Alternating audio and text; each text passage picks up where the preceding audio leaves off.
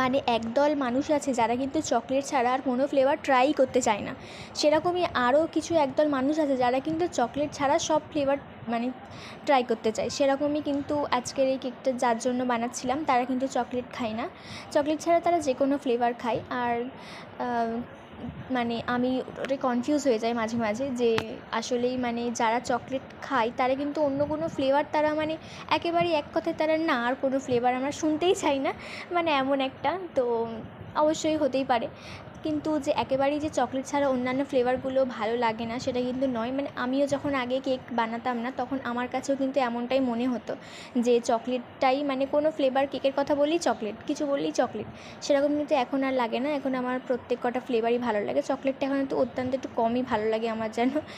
এমনি butterscotch, mango, vanilla এগুলো একটু বেশি ভালো লাগে।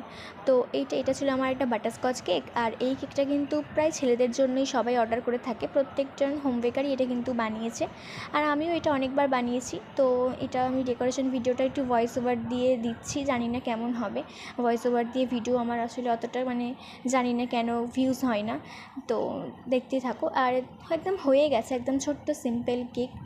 তো কেমন লাগলো আজকের ভিডিওটা অবশ্যই কিন্তু একটু কমেন্ট করো, তোমাদের কমেন্ট কিন্তু আমি সবসময় পড়ি, খুব ভালো লাগে আমার। তো বাই।